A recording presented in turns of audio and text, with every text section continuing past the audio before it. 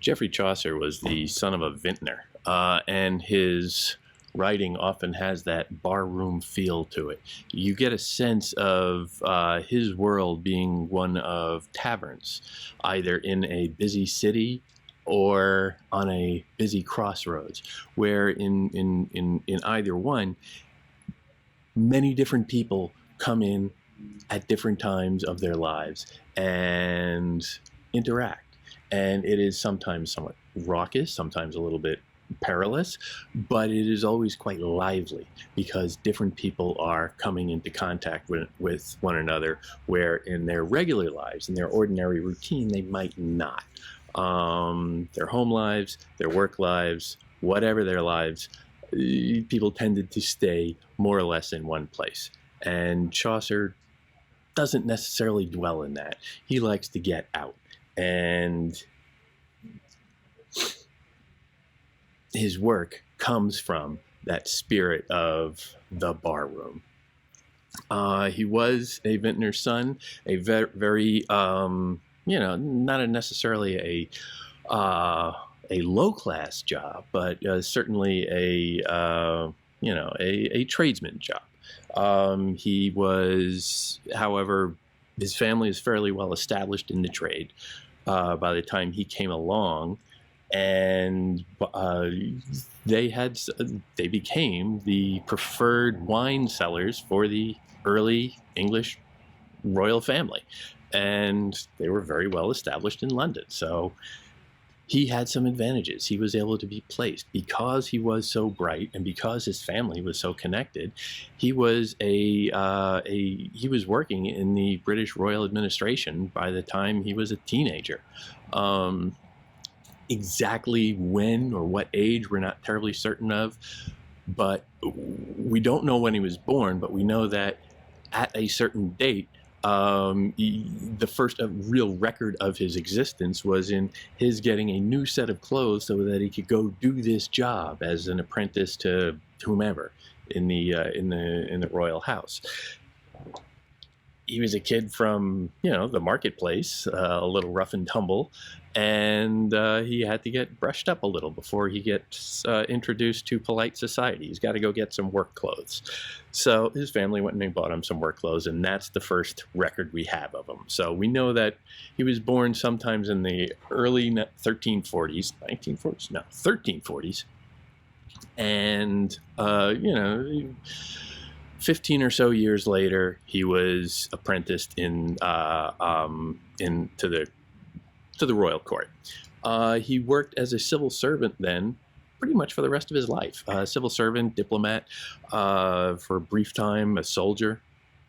Always attenuated to the royal house, which was especially impressive considering that there was a revolution not long after he got embedded in the administration.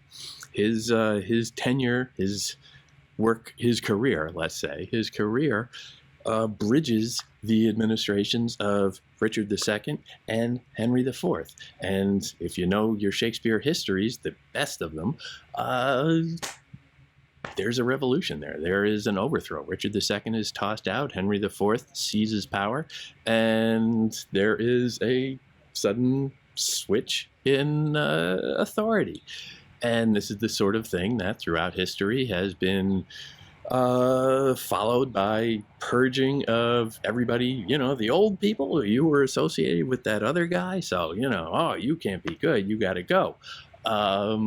He managed to hold on. Chaucer managed to ingratiate himself and prove his value to the next administration, to the incoming king and his court. And this is a early sign, very young still, an early sign of his skill. His skill as a politician, his skill as a diplomat, his skill with with language, the ability to persuade people, to operate within a very uncertain circumstance between power structures and make yourself significant. Um, his family, in fact, thrived quite well. He thrived quite well. He worked for his entire life for the royal family in the administration of the government. He was very well set up so that his son was a butler to the next several kings of England, and all the way down to, I believe it was his great great grandson became the heir to Richard III, which, if you know your Shakespearean history plays, Richard III met a untimely demise, and his heir did not follow him. If he had stayed in power, then Chaucer's descendant would have taken the throne of England, and his history would probably have been very different. Interesting little facts of history. But his family had intermarried. They had been with the royal family, and they were really very well ensconced. So it just gives you a sense of also, like, he had, obviously, it was a generations long effort to ingratiate themselves and insert themselves within these structures of power, but he had a early ability to break in a way that just didn't happen very often. It's been said that the British society has always been roughly, well, especially up until the Renaissance, but roughly the aristocracy and then everybody else, the commoners. So even though as a vintner he was just a tradesperson, and he was doing quite well, and he was able to afford those new fancy clothes and get himself into those circles of power, or his family was, he was still just a commoner. So that sense of you're in or you're out.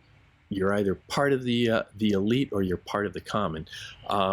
It was very much a sense of, opposition. It was a very structured society, not in some ways where you get great gradations of structure, great stratifications where, this person is a little bit better than this person, whatever.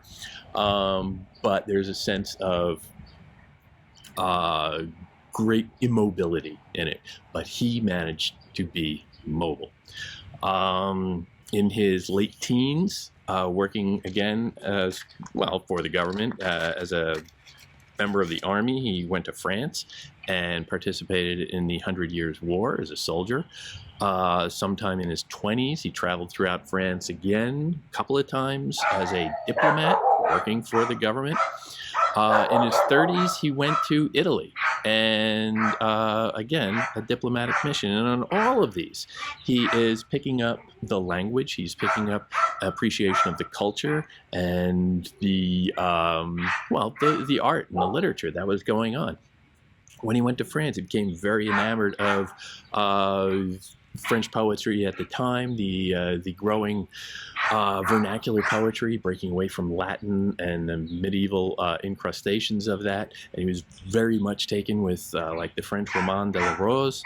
He imitated it throughout his work, throughout the rest of his life.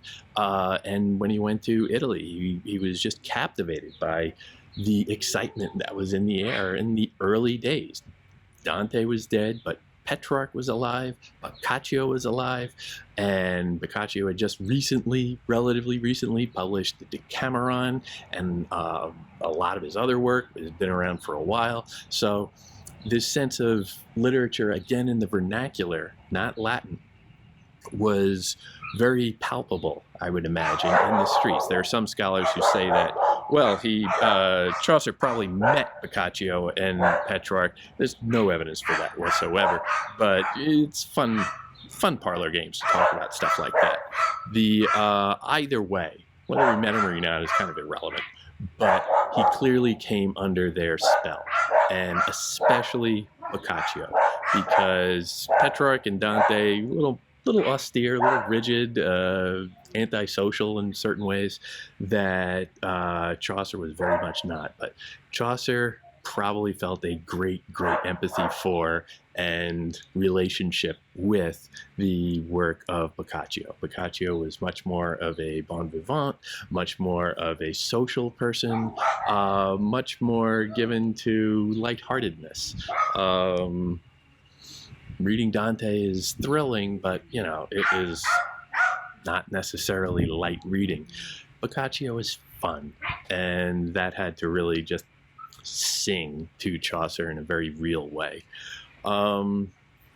He throughout this, he's becoming very well versed in languages. He knew Latin very well from childhood, probably. He became very strong with his reading of French and Italian, obviously, and just a general a deep familiarity with the incipient Renaissance thought that was taking place. After his travels, he comes back to London and settles in again, working a day job the entire time. All of his writing, he's been doing a lot of it throughout. All of his writing is going on at night. He would work during the day at whatever job. He had lots of day jobs for the government, and then he would come home and he would write at night. And he was getting some recognition for this throughout. There's a record where he with one of the kings or one of the royal houses, I'm not sure what, granted him an allowance, saying that he could have all the wine he wants for the rest of his life. I believe, I'm not sure, but he was the son of a vintner. He probably had access to as much wine as he wanted, and B, with all the work he was doing, he couldn't have been too much of a drinker. It's hard to get up and write when you are, when you're hitting it really hard the night before. And he just didn't have that much time. But sometime in that last 20 years of his life, he starts jotting down stories, stealing a lot of the plots, as is the fashion, a lot from Boccaccio, though not so much from the Decameron, all the basic structure of the Decameron, obviously. But jotting down little plots, little stories, and assembling them. And he spent the rest of his life doing that. He died with it still technically unfinished, a lot of people will say. It's a little rough-hewn at certain points. And the style of it is at times a little uneven. But the whole structure of the work itself is kind of uneven, in that that's part of the fun of it. It's just fractious. It's a lot of different voices coming into contact with one another in ways that had never really been done before. And that's part of the fun, and that's part of the spirit, and that's part of what makes Chaucer special. His work is notable, and perhaps most notable, for the richness of its perspective, for the number of voices that he includes into this gumbo of art. And rather than a lot of artists will try and impose order on things, Dante famously tried to cast his universe as he would like it to work, and Chaucer doesn't seem at all interested in that. He's not interested in that. He's trying to just note down how things are, not how they should be. And in that, there is a remarkable flowering, fecundity of spirit, because he accepts complexity, the irresolvable contradictions inherent in human nature, where it doesn't always make sense and it's not always neat and simple, but it's just how people are. There's very rarely a good and a bad. The good often has some shady parts, and the bad often has some good inside it. And it's just a matter of seeing how they work out on a moment-by-moment basis that makes it sort of fun. And it shows a great heart. It shows a great ability to accept people that is just wonderful.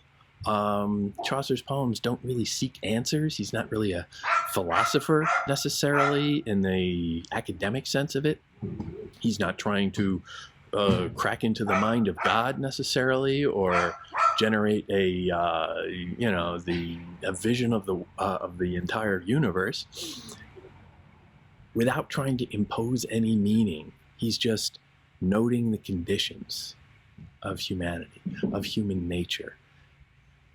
And those conditions are often quite fractious and contradictory and bumping up against one another like a barroom.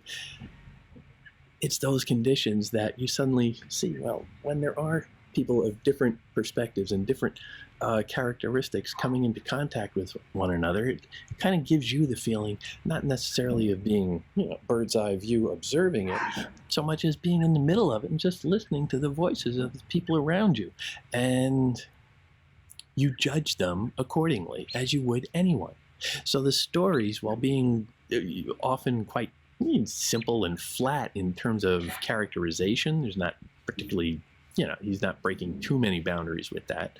The comparison of them, of one character against the other, and sometimes the perspectives of a character of themselves, and the complexities that lets in. These are the conditions that raise questions. These are the conditions that bring the reader in to ask the questions and speculate about the answers themselves, empowering the readers to come up with their own vision of reality, their own understanding of the world, their own belief in human nature, so that they don't have to take it from God, from the authorities, from anything other than their own up close and personal observations.